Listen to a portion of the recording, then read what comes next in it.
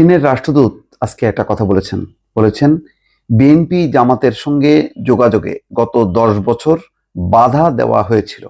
এটা বলার অপেক্ষা রাখেন, এটা স্বাভাবিক।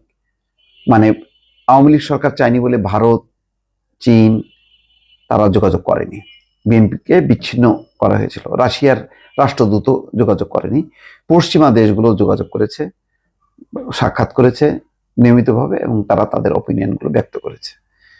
এখন এই কথা বলার মধ্য দিয়ে আমার কাছে মনে হয়েছে যে চীন অত্যন্ত একটা দুর্বল রাষ্ট্র।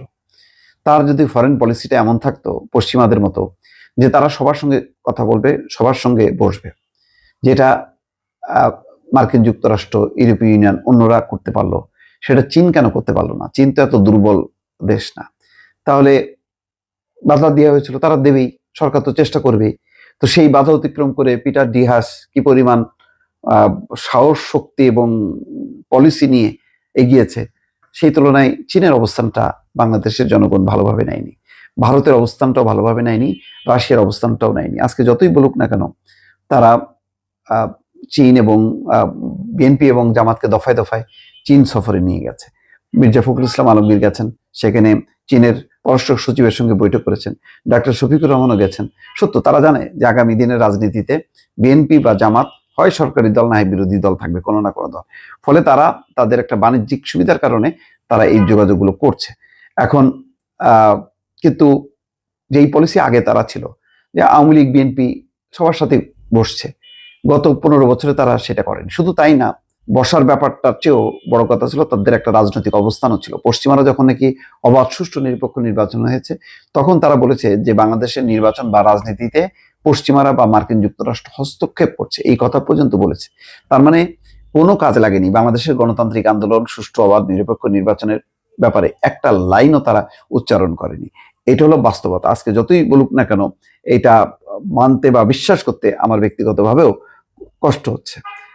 তো যাক, তিনি মানে আকার ইঙ্গিতে বলেছে, যেটা বোঝানোর চেষ্টা করেছেন ডিকাপের সাথে যেই মানে তাদের অনুষ্ঠানে সাংবাদিকদের প্রশ্ন জবাবে, যে আওয়ামী লীগ চায়নি বলে তারা এটা করেনি। কিন্তু সেই কথাটা আবার আসে, ভারতের একটা সরাসরি ছিল তাদের নিরাপত্তা সংক্রান্ত বিষয়। কিন্তু ভারতের অবস্থান আর চীনের অবস্থানটা তো আরো উপরে। চীন হচ্ছে আমেরিকার সাথে কম্পিট করার মতন একটা জায়গায়। তো সেখানে যদি চীনও একটা অবস্থান নিত বাংলাদেশের গণতন্ত্র এবং বাংলাদেশের একটি অবাধ, নিরপেক্ষ নির্বাচনের ব্যাপারে, তাহলে আজকে এই যে যোগাযোগটা, তাহলে সেটা মানুষকে আরো স্বাগত জানাতো।